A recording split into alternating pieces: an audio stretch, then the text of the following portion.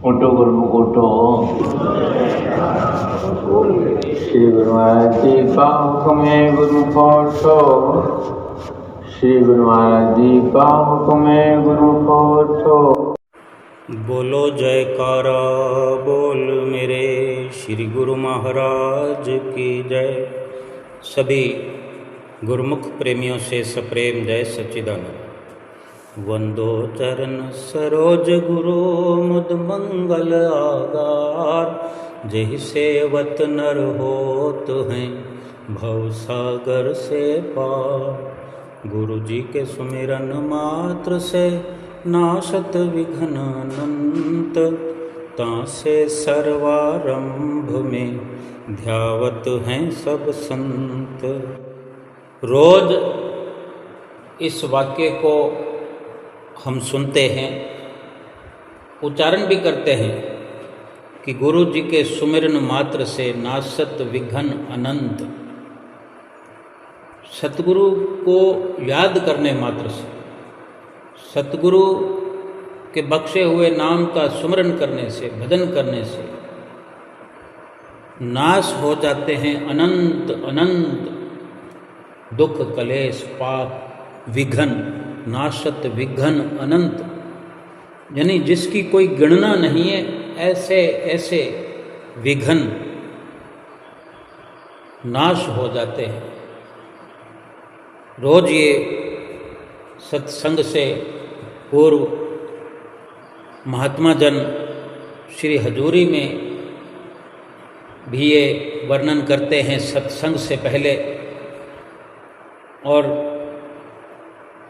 जो कल दर्शन हाल में सत्संग हो रहा था,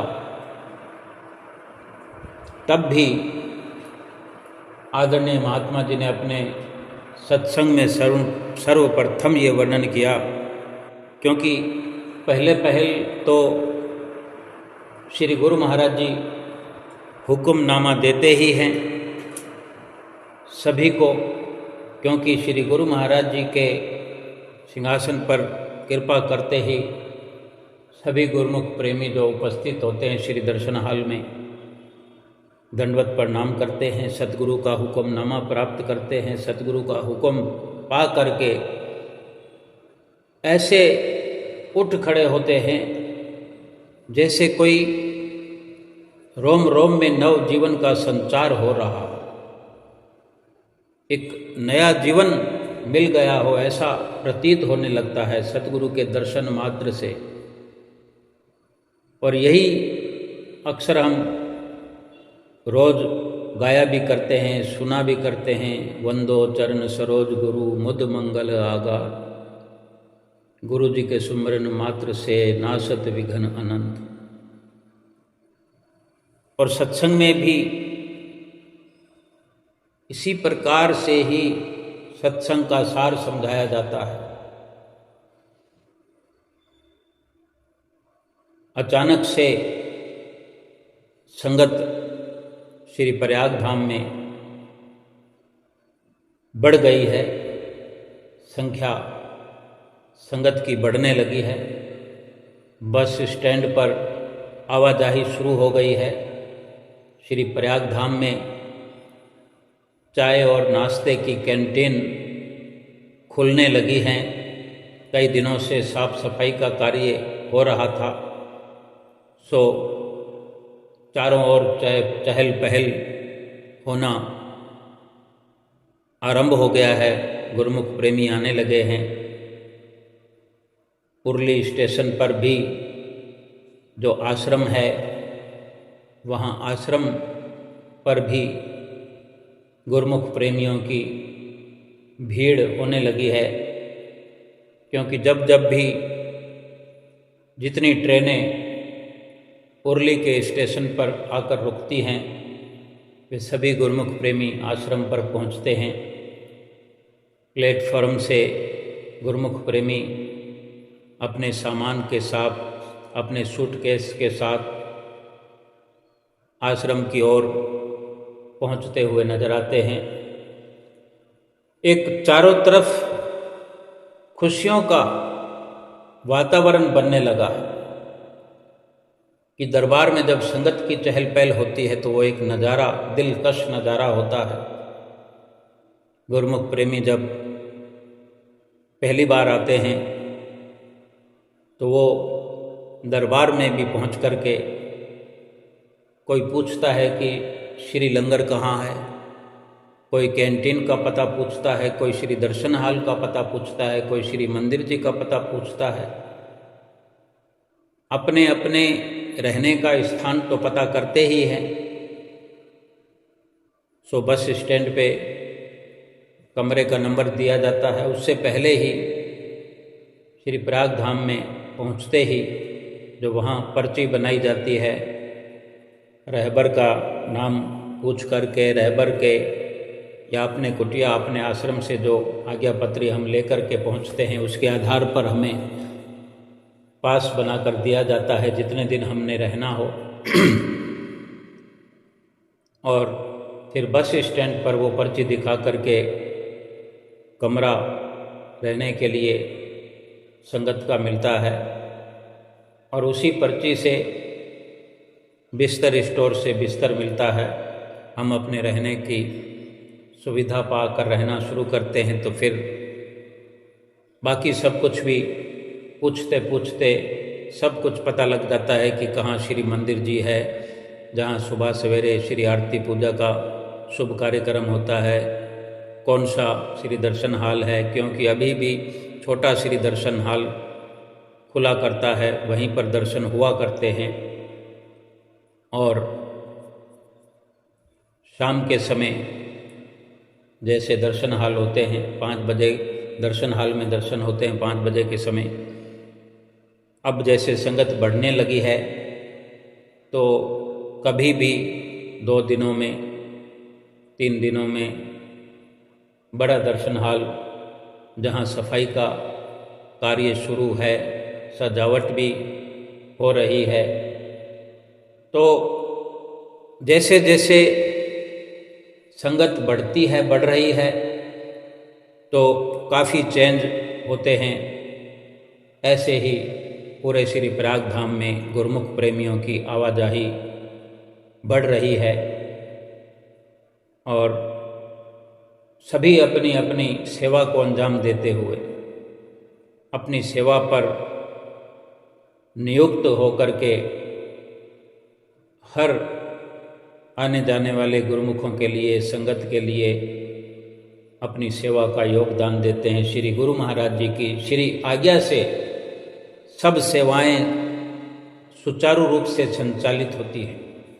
सब कुछ कराने वाले श्री परमहंस दयाल महाराज जी और उन्हीं के हुक्म से हमारे श्री हजूर गुरु महाराज जी सब कुछ सेवा कार्य संभालते हैं, अपनी देख रेख में सेवादारों को रखते हैं, गुरुमुख प्रेमियों को सेवा लगाते हैं और सबकी पूछताछ करते हैं, कुशल क्षेम पूछते हैं।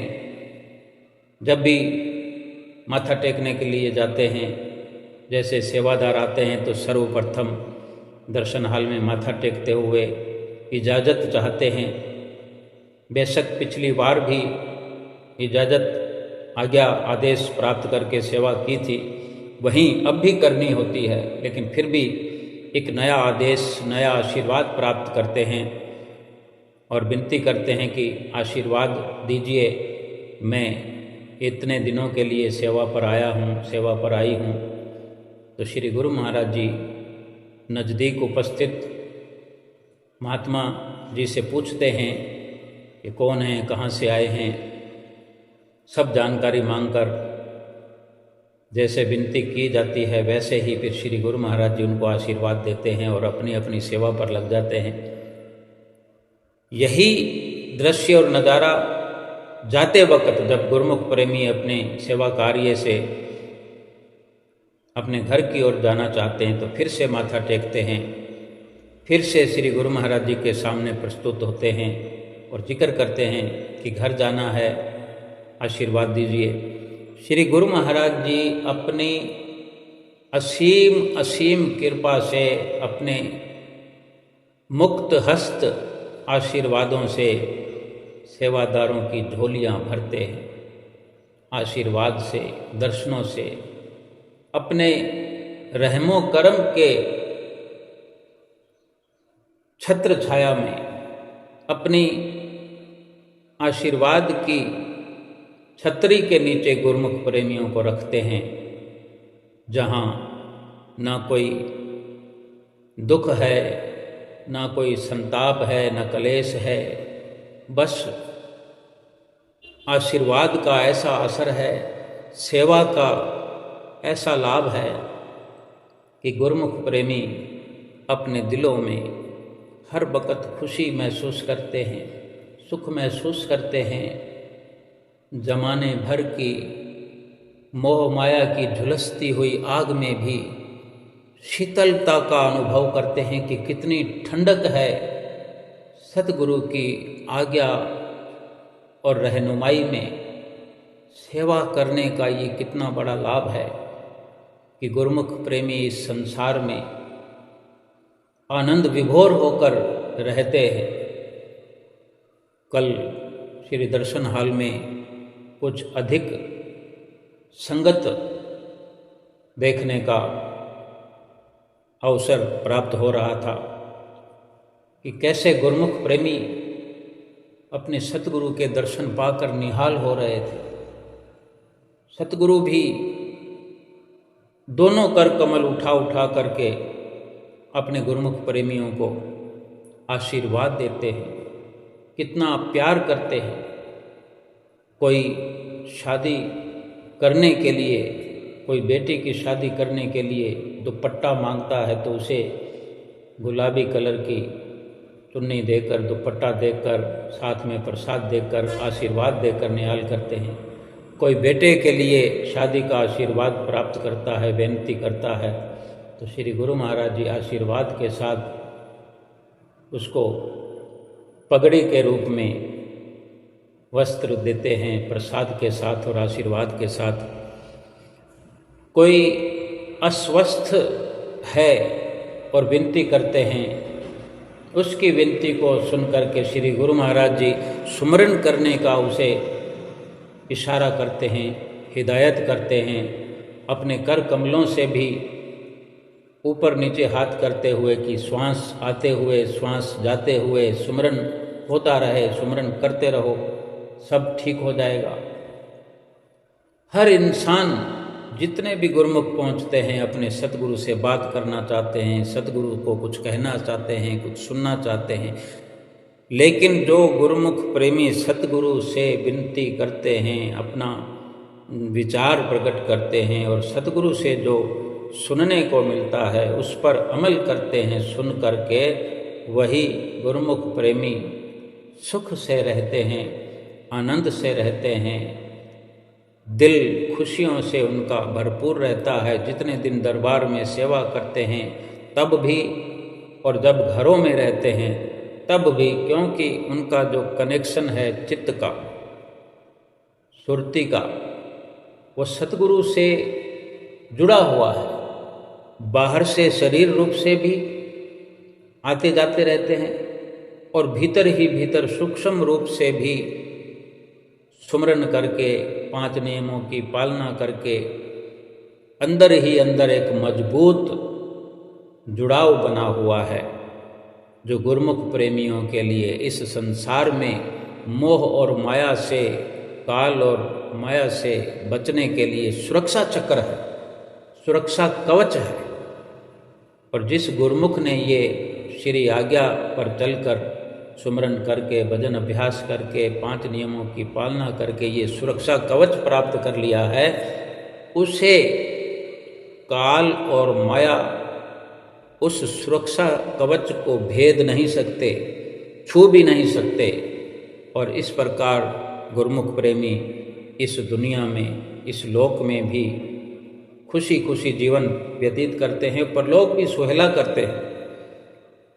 सत्संग में रोज हम सुनते हैं, महात्मा जी कल सत्संग की शुरुआत में वचन कर रहे थे कि जब हुक्मनामा हुआ, महात्मा जन लाइनों में जब माथा टेक रहे थे, तो पहले जिससे कि श्री गुरु महाराज जी की नज़दीक से होकर परली साइड से चलते हुए गुरु महाराज जी के आगे से मेज के होकर के फिर वापस जाते हैं, इतनी नज़दीकी से मत्था टिकाते हैं। कल गुरुमुख प्रेमियों के लिए भी, भक्तों के लिए भी माथा टेकने का अवसर था। श्री दर्शन हॉल में, छोटे श्री दर्शन हॉल में सामने की लाइनों में, एक लाइन में पक्के भगत, पक्के तौलिए वाले, दूसरी लाइन में कच्चे तौलिए वाले, और महात्मा जनों को वहीं जहाँ मेजें लगी होती है वहीं तक ही मत्था टेकने का अवसर था, ताकि भगत जन भी सुंदर दर्शनों का लाभ प्राप्त कर सकें माथा टेकते हुए, और श्री गुरु महाराज जी भी सब पर नज़र निहाल कर सकें, अपनी दिव्य दृष्टि उन पर डाल करके उनको खुशी प्रदान कर सकें, और श्री गुरु महाराज जी महात्मा जनों को भी आशीर्वाद देते रहे। लेकिन सामने की लाइनों का जो अवसर है वो भक्तों को देकर भक्तों का कितना हौसला बढ़ाते हैं, उनके रोम रोम में सच्ची खुशियाँ भरते हैं।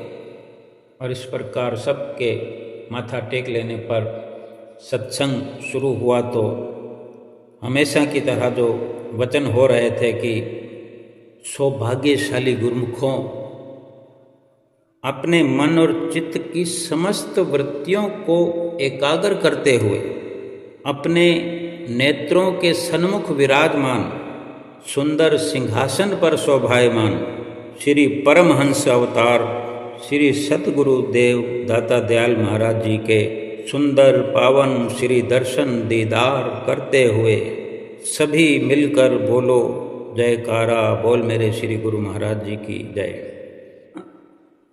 खोल खोल करके चिताते हैं, जताते हैं, समझाते हैं कि इन देव दुर्लभ दर्शनों को अपने हृदय में बसाते हुए और अपनी सुरति को एकाग्र करते हुए सब प्रकार से अपनी सुरति को समेटकर अपने मन को एकाग्र करके केवल और केवल अपनी मन की जो एकाग्रता है वो सतगुरु के चरणों में जोड़ देनी है। जो अपना ध्यान है हम सुनते हैं, सुन रहे होते हैं, बहुत लाभ होता है, लेकिन थोड़ा और भी गहराई से अगर सुन करके हम ध्यान को और पुख्ता करें और गहरा करें तो बिल्कुल से, यानी सतगुरु की कृपा की छांव तले होते हुए भी कहीं आधे अधूरे, कहीं संसार की गिरफ्त में हों, तो भाव कहने का यह है कि आधे अधूरे नहीं बल्कि पूरे के पूरे सतगुरु की छत्र छाया में, जो सतगुरु की कृपा भरी छतरी है, जो उनके दर्शन हैं, उनका सत्संग है, उनकी जो 5 नियमों की पालना का आदेश है, निर्देश है, 2 घंटे भजन सुमरन की जो हिदायत है, ये एक प्रकार से छांव है, सतगुरु की छत्र छाया है। पूर्ण रूप से हम संसार की जो रहनुमाई है उससे निकल करके, जो संसार के अंदर हमारा उठना बैठना है उससे निकल करके केवल और केवल सतगुरु की छत्र छाया में और सतगुरु के चरणों में अपनी सुरति को जोड़ करके हमसे जयकारे लगवाते हैं। तो ये हमें 24 घंटे के लिए एक आदेश है। केवल ये नहीं कि जयकारा बोलने के लिए ही हमने इतनी देर का ही एकाग्र मन को करना है, हमेशा के लिए ये इशारा होता है कि अपनी सुरति को सतगुरु के चरणों में ही जोड़ कर रखना है। इसी प्रकार फरमाया कि जब जीव महापुरुषों के चरणों में पहुंचता है और उनका पावन दर्शन दीदार करता है, शुभ आशीर्वाद प्राप्त करता है, जो सुख जो शांति का अनुभव उस जीव को होता है, वैसी खुशी संसार में अन्यत्र कहीं भी किसी जगह से प्राप्त नहीं हो सकती जो सतगुरु के चरणों में बैठ करके मिलती है। इन घड़ियों को पाने के लिए, इस सुख को और इस खुशी को पाने के लिए सारा संसार कितनी कोशिश कर रहा है, कितना अथक प्रयास कर रहा है। थक कर भी कहता है कि मैं थका नहीं हूं। संसार में रात और दिन लगे हुए हैं। तबीयत भी अगर नासाज हो, थोड़ा अस्वस्थ भी हो इंसान, तो फिर भी लगा रहता है अपने काम पर, अपने धंधे पर। जो भी प्रयास सुख के लिए इंसान कर रहा है, जितनी दौड़ धूप कर रहा है, हर वक्त तैयार रहता है, हर वक्त अलर्ट मोड पर रहता है। अनेक बार मन नहीं होता कार्य करने का, दिल चाहता नहीं है कि घर से बाहर निकलूं, लेकिन उफ तक नहीं करता और काम पर काम, सुबह और शाम संसार के कामों को अंजाम देता रहता है कि वो एक दिन सुखी हो जाएगा। लेकिन महापुरुषों के अटल फैसले हैं कि सुख तो कहीं है ही नहीं, क्योंकि सुख का ठिकाना, सुख की जगह तो सत्पुरुषों के, वक़्त के महापुरुषों के, सतगुरु के चरणों की छत्र छाया में आने से ही जीव को मिलता है और मिल रहा है। और ये अवसर सतगुरु के चरणों में पहुंचने का, सतगुरु के चरणों से प्राप्त होने वाली खुशी, आनंद, ये उन्हीं को मिलता है जिस पर सतगुरु की असीम कृपा होती है। वही पहुंचता है सतगुरु के चरणों में और उसी को वो खुशी प्राप्त होती है। और कृपा भी उस पर होती है जिसकी तड़प सच्ची होती है, जिसकी लगन सच्ची होती है, जिसकी पुकार सतगुरु के चरणों में जाने कब से हो रही है, लगातार होती रहती है। वो सतगुरु के चरणों में बार बार पहुँचते हैं और ऐसा आनंद, ऐसी सच्ची खुशी प्राप्त कर रहे हैं। चाहे वो दूर भी बैठे हुए हैं, शरीर रूप से नहीं भी पहुँच रहे हैं, लेकिन उनके दिल की तार सतगुरु के चरणों से जुड़ी हुई है, तो उन्हें भी वही सच्चा सुख प्राप्त होता है जो यहाँ बैठे हुए गुरुमुख प्रेमियों को प्राप्त हो रहा है। और इसीलिए ही हम सभी गुरुमुख प्रेमी इस संसार में बड़े भाग्यशाली हैं जो सतगुरु की हम पर अपार कृपा है। और दोनों कर कमल उठा करके श्री गुरु महाराज जी हमें अपने सुंदर आशीर्वाद से, सुंदर दर्शनों से निहाल कर रहे हैं। तो जब जीव महापुरुषों के चरणों में आ जाता है, आ गया है, तो उसका यही कर्तव्य है कि वो महापुरुषों के वचनों की सच्चे दिल से पालना करे। वचन हो रहे थे कि अक्सर हम देखते हैं कि जो भी गुरुमुख प्रेमी श्री गुरु महाराज जी के चरणों से जुड़ जाते हैं कि हम जल्दी से जल्दी भक्ति की ऊंचाइयों तक, बड़ी ऊंचाई तक पहुंच सकें, ये उनकी हार्दिक, उनकी दिली इच्छा होती है। हर गुरुमुख की यही इच्छा होती है। लेकिन महापुरुष वर्णन करते हैं कि अगर जिज्ञासु भक्ति की ऊंचाइयों को छूना चाहता है तो उसके लिए कड़ी मेहनत, कड़ा परिश्रम करना पड़ता है। उदाहरण देकर भी महापुरुष समझाते हैं। यही वचन महात्मा जी कर रहे थे कि उदाहरण देकर भी महापुरुष समझाते हैं कि जैसे एक हवाई जहाज ने एक स्थान से दूसरे स्थान पर जाना होता है, पहुंचना होता है, एक जहाज का उदाहरण देख के, हवाई जहाज का उदाहरण देख के समझा रहे थे कि जैसे एक हवाई जहाज जो एक जगह से दूसरी जगह जाने को तैयार हो तो वो वहाँ उस हवाई पट्टी पर पहले दौड़ना शुरू करता है।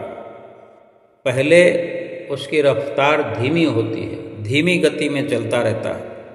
हवाई जहाज को इस प्रकार शुरुआत करते हुए गुरुमुख प्रेमियों ने देखा भी होगा कि किस प्रकार शुरुआत होती है।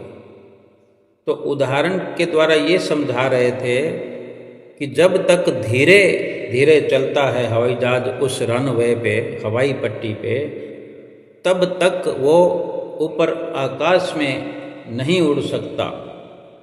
और इसी प्रकार चलते चलते दौड़ते दौड़ते हवाई जहाज अपनी रफ्तार को बढ़ाता है और बढ़ाता है, और एक सीमा तक जब उसकी रफ्तार हो जाती है, इसी दौड़ने की सीमा को लांघने पर पर्याप्त मात्रा में जो रफ्तार है, वहाँ पहुँचने पर वो एकदम से ऊपर उड़ान भर लेता है।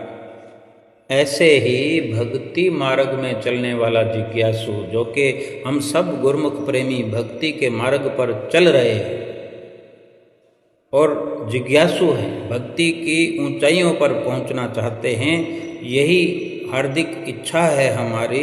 और हम अगर भक्ति के जो हमें नियम बताए जाते हैं, उन नियमों को धीरे धीरे अगर निभाएं, एक धीमी रफ्तार के साथ चलें, भाव कहने का कि आरती पूजा किया न किया, सुमरन किया न किया, सत्संग में गए न गए, सत्संग को अपनाया न अपनाया, सेवा का कार्य हुआ न हुआ, जैसे भी ऐसे धीमी रफ्तार में रोड़ गोड़ तरीके से चलते रहे। तो इस प्रकार से धीमी गति में चलते हुए बिना कड़ी मेहनत के कभी भी भक्ति की ऊंचाइयों को नहीं छुआ जा सकता।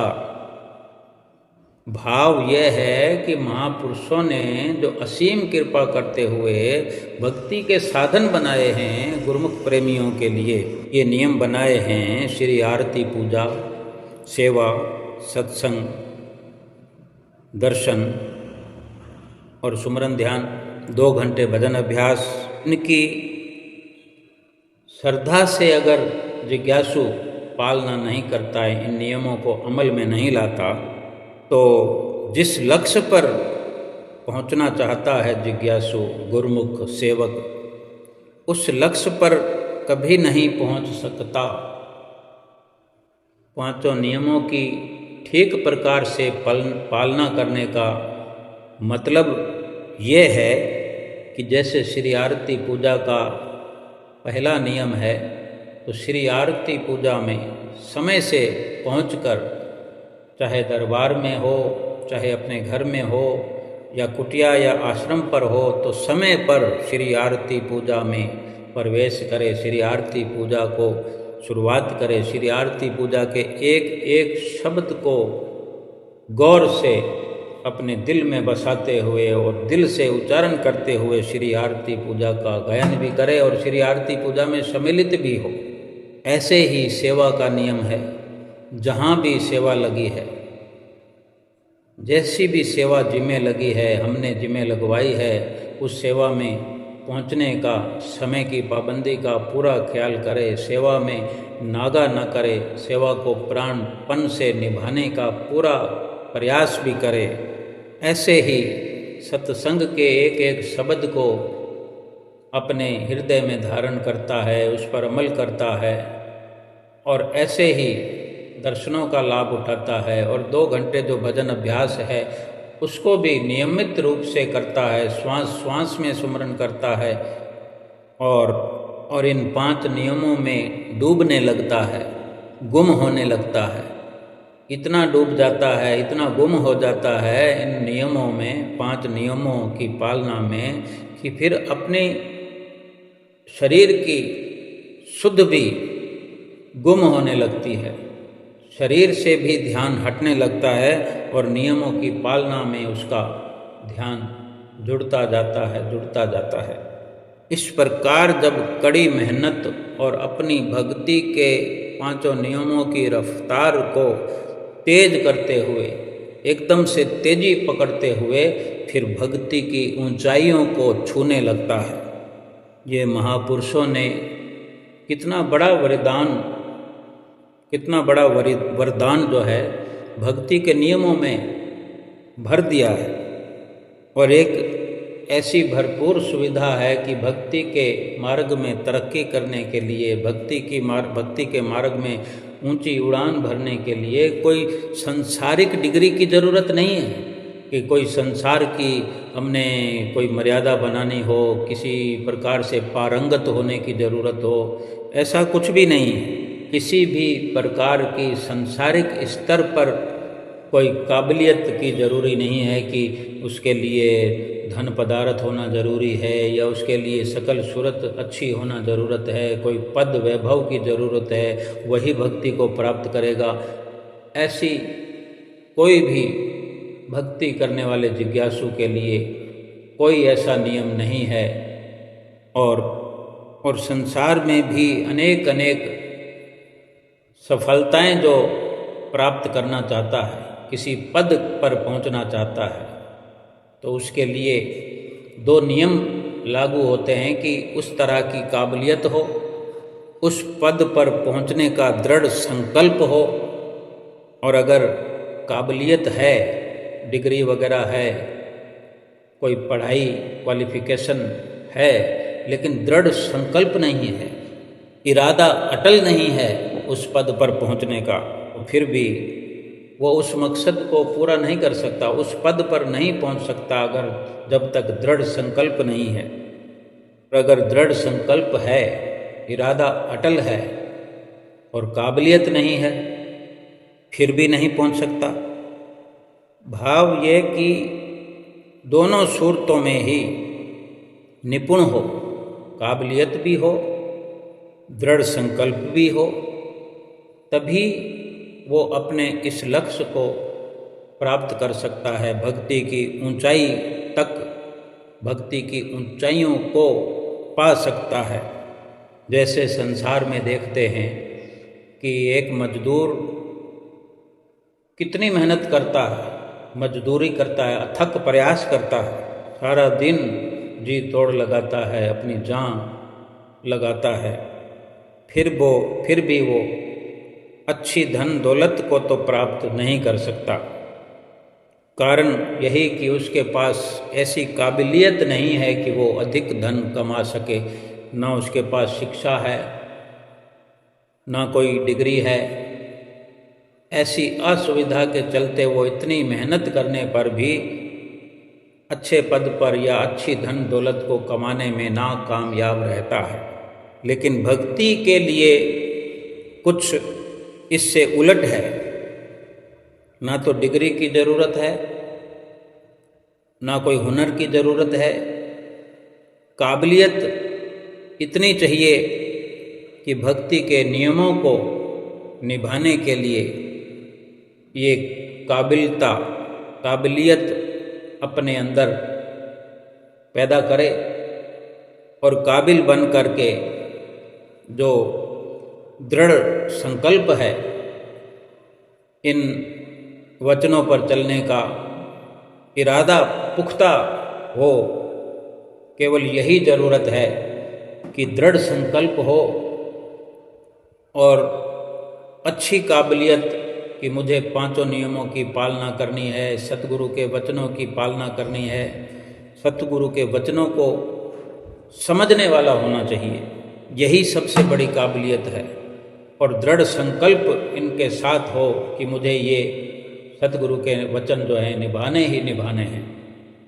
पुराने इतिहास को हम पढ़ते होंगे, सुनते होंगे कि कई ऐसे संत हुए हैं, ऐसे भक्त हुए हैं, भगवान की भक्ति करने वाले, जो बेशक कोई ऐसी बड़ी पदवी को, संसारिक किसी पदवी पर नहीं थे, कोई पढ़ाई लिखाई, कोई एजुकेशन नहीं थी, लेकिन उनकी जो काबिलियत थी वो यही थी कि वो भगवान की भक्ति की राह पर चलने वाली, भक्ति के मार्ग पर पहुँचने वाली काबिलियत को लिए हुए और दृढ़ संकल्प के साथ भक्ति के राह पर चलते रहे, अनेक अनेक कष्टों का सामना करते हुए, कड़ी मेहनत करते हुए, और उनके नाम आज इतिहास में स्वर्णिम अक्षरों से लिखे हुए हैं। कुछ नाम भी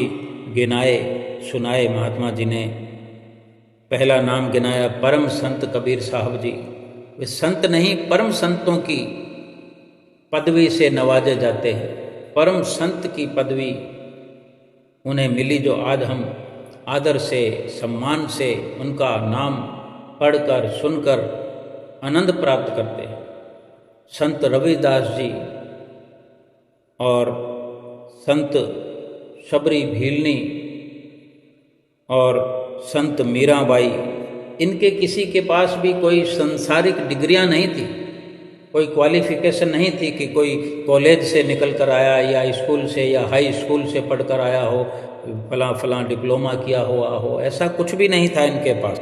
इनके पास जो काबिलियत थी वो सभी के पास यही बड़ी काबिलियत थी कि इन्होंने अपने समय में अपने अपने सतगुरु के वचनों को सामने रखा, उन पर अमल करने के लिए सतगुरु के वचनों को सिरोधार्य किया, सतगुरु के वचनों को मान करके भक्ति की राह पर चलते चले गए।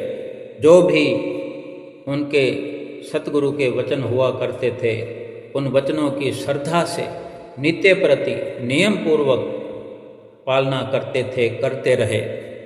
इतने खो गए अपने सतगुरु के वचनों की पालना करने में, सतगुरु के ध्यान में, सतगुरु की भक्ति में इतना खोए रहे और खो करके अपने को भुला दिया, अपने को मिटा दिया, जिसके कारण ही उनका नाम शास्त्रों में, ग्रंथों में वर्णन है और रहती दुनिया तक उनका नाम आदर से, सम्मान से, श्रद्धा से सिर झुका करके आज भी लिया जाता है और आगे भी लिया जाता रहेगा।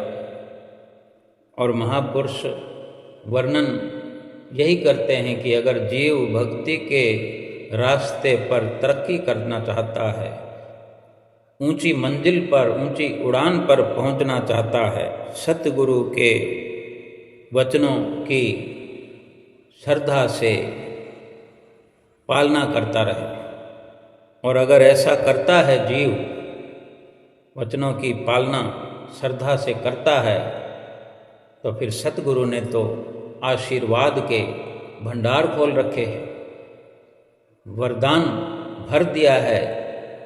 श्री गुरु महाराज जी ने इन 5 नियमों में 2 घंटे के भजन अभ्यास में कि जो भी करे वो आशीर्वादों से अपनी झोलियां भरेगा। और यही सबसे बड़ा आशीर्वाद है गुरुमुख प्रेमियों को कि जो सतगुरु के वचनों की श्रद्धा से पालना करता है वही भक्ति की ऊंचाइयों पर पहुंच सकता है। इसलिए हर गुरुमुख को ये इशारा है कि गुरुमुख पहले निर्धारित करे कि मुझे क्या करना है। अगर भक्ति की ऊंचाइयों को छूना है, फिर अपना दृढ़ संकल्प पक्का करे, काबिलियत पैदा करे और इसी प्रकार भक्ति के अंदर अपनी एक रफ्तार बनाए। जैसे सड़क पर सफ़र करते हुए एक निर्धारित रफ्तार से इंसान चलता है तो अपनी मंजिल को तुरंत पा लेता है, ऐसे ही भक्ति की ऐसी रफ्तार पैदा करे। और इस रफ्तार में कोई एक्सीडेंट का कोई खतरा नहीं है, क्योंकि सड़क ऐसी खुली बनी है भक्ति की। सतगुरु ने ऐसी सड़क बनाई है, ऐसा प्लेटफॉर्म बनाया है जो बेधड़क जीव चलता हुआ अपनी मंजिल मकसूद को बड़ी आसानी से प्राप्त कर सकता है, बड़ी से बड़ी बुलंदी को छू सकता है, ऊंचाई को छू सकता है। कि वो श्रद्धा से पालना करे, 5 नियमों में खो करके श्री आरती पूजा हम देखते भी हों, यहाँ भी श्री मंदिर जी में देखने का अवसर प्राप्त होता है। हम भी कभी आए हों, गुरुमुख प्रेमी जो भी आए हुए होते हैं श्री दरबार में, तो कोई कोई विरले गुरुमुख ऐसे जो होते हैं कि निमग्न हो करके श्री आरती को गा रहे होते हैं। ऐसे मस्त होते हैं कि उन्हें ये भी नहीं ज्ञान होता कि मेरे आसपास खड़े हुए लोग और गुरुमुख लोग मुझे देख रहे होते हैं कि कहीं मेरा मजाक तो नहीं बन रहा। क्योंकि गुरुमुख प्रेमी जो खोए हुए होते हैं, कभी मस्त हो रहे होते हैं, कभी मुस्कुरा रहे होते हैं, कभी आँखों से आंसू बहा रहे होते हैं, लेकिन उनका ध्यान एक उनकी जो नज़र है वो टिकटिकी बनी हुई सतगुरु के ध्यान में लगी होती है। उनकी जो सुरती है ऐसे जुड़ी हुई होती है कि उसे अपने आप की, अपने शरीर तक की भी खबर नहीं होती। और यही 5 नियमों में खो जाना है, और इसी प्रकार से भजन सुमरन का भी लाभ प्राप्त किया जाना जरूरी है। इस प्रकार सुंदर सत्संग हुआ। श्री गुरु महाराज जी सबको आशीर्वाद देते रहते हैं। बीच बीच में जब गुरुमुख प्रेमी जयकारे लगाते हैं तो श्री गुरु महाराज जी भी सबको आशीर्वाद प्रदान करते हैं। और सत्संग के पश्चात जब माथा टेकने का अवसर गुरुमुख प्रेमियों को दिया गया तो लाइनों में भीड़ हो गई, भक्तानियों की तरफ भी और भक्तों की तरफ भी, और सभी चलते रहे श्री गुरु महाराज जी के लिए। कोई किसी प्रकार का उपहार, कोई किसी प्रकार का उपहार, इस प्रकार से श्री गुरु महाराज जी तक पहुंचाते हुए, उनसे आशीर्वाद पाते हुए, और सभी जब माथा टेक चुके, सबको प्रसाद भी सत्संग के बाद रोज बैठे बैठे मिला करता है। ये कितनी एक अनुपम सतगुरु की महिमा है। सतगुरु का ये एक बड़ा उपकार है कि अपने गुरुमुख प्रेमियों के लिए सुंदर सुंदर व्यवस्था करते हैं। सब गुरुमुख प्रेमियों के संगत के माथा टेक लेने के पश्चात जब श्री गुरु महाराज जी उठकर जाने लगे तो पूछने लगे, महात्मा जी से सलाह करने लगे, क्योंकि श्री गुरु महाराज जी को भी बहुत अच्छा लगता है, बड़ी प्रसन्नता होती है जब वे लीला करते हैं, प्रसाद लौटाते हैं। तो सारी तैयारियां पहले ही हुई रखी होती है। टप्पों में बिस्किट के कुछ पैकेट, कुछ टोपियाँ और अनेक टप ऐसे तैयार होते हैं। अगर श्री गुरु महाराज जी की मौज हो, इशारा होते ही वो प्रस्तुत कर दिए जाते हैं। और इसी प्रकार वो प्रसाद के टप प्रस्तुत किए गए और श्री गुरु महाराज जी ने फिर इशारा किया एक तरफ भाईजनों की तरफ, एक भगत जी को जो सेवा कर रहे थे उजूरी में, श्री गुरु महाराज जी के नज़दीक उपस्थित थे, उन्हें इशारा हुआ, उंगली से इशारा करते हैं और कैसे वो इशारे के अनुसार टप उस तरफ उछालते हैं, कभी थोड़ा सा इधर कभी थोड़ा सा उधर। तो उसी अनुसार वो टपों की प्रसाद की बरसात होती रही और सभी वो अवसर देख करके खुशियां मना रहे होते हैं। कभी सामने की ओर इधर और महात्मा जी को इशारा किया कि प्रसाद उधर जाने दो, सामने जाने दो। कभी इशारा करते हैं कि थोड़ा और पीछे तक जाने दो। तो वो उसी प्रकार से प्रसाद, वो टॉफियाँ उस तरफ ऐसे जा रही होती है जैसे देवराज इंद्र मोटी मोटी बरसात की बूंदों की बारिश कर रहे हों, या छोटे छोटे गड़े ओले जो पड़ते हैं, ऐसा वो नज़ारा देखकर आँखों को सुकून मिलता है और आँखों के रास्ते वो सुकून हृदय में घर कर जाता है। और ये जो लीला हो रही थी कल, बैठे बैठे ही ये नज़ारा प्राप्त हो रहा था और टॉफ़ियों का, बिस्किटों का प्रसाद भी प्राप्त हो रहा था। कैसे गुरुमुख प्रेमी एक दूसरे के बीच में घुस कर के बैठ जाते हैं। जैसे ही टप दिखता है कि इस तरफ प्रसाद आने वाला है, ऐसे तैयार बैठे होते हैं। ऐसा नहीं है कि किसी ने टॉफ़ियाँ देखी नहीं हो, पहले से ही ऐसे ताक लगा कर बैठे होते हैं, क्योंकि ये टॉफ़ियाँ महज टॉफ़ियाँ नहीं हैं, बिस्किट के पैकेट कोई खाली बिस्किट के पैकेट नहीं है। ये एक बहुत बड़ी रहमत है, ये नेमत है सतगुरु की। ये अरस परस का मेल है कि गुरुमुख प्रेमियों की भावनाओं को कैसे पूरा किया जाता है। किसी को एक टॉफ़ी भी अगर मिल जाती है, किसी को नहीं मिलती तो वो मांग लेता है कि एक टॉफ़ी मुझे दे दो।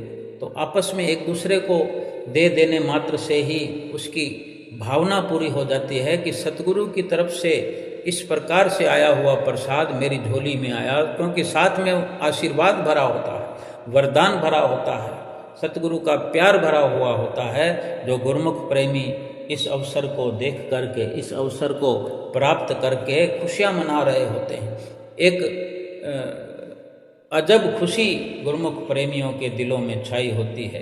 एक अनुपम प्यार सतगुरु के गुरुमुख प्रेमियों में जो हृदय के अंदर महसूस हो रहा होता है।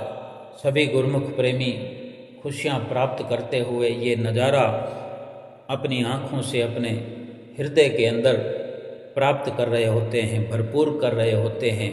और चारों ओर श्री दर्शन हाल में खुशियों का नज़ारा। जाते जाते श्री गुरु महाराज जी ने फिर से 2 टब, जब गुरुमुख प्रेमी जा रहे थे, बाहर निकलने वाले गेट की तरफ पहुंच रहे थे, तो फिर से उनको ऐसे लगा कि पीछे कुछ हलचल हुई है, तो देख रहे थे कि फिर से प्रसाद आया। क्या जाने किस गुरुमुख की क्या पुकार होती है, किसी की क्या दिल की बात होती है, जो दिल की जानने वाले दिलदार सतगुरु ही जानते हैं, जो फिर से दोबारा से प्रसाद की बौछार करते हैं, प्रसाद की जो बरसात करते हैं। जो रहे हुए गुरुमुख प्रेमी, बचे कुचे गुरुमुख प्रेमी भी वो नज़ारा पा करके, वो प्रसाद पा करके, सतगुरु का आशीर्वाद प्राप्त करके अपने आप को खुशहाल करते हैं, माला माल करते हैं।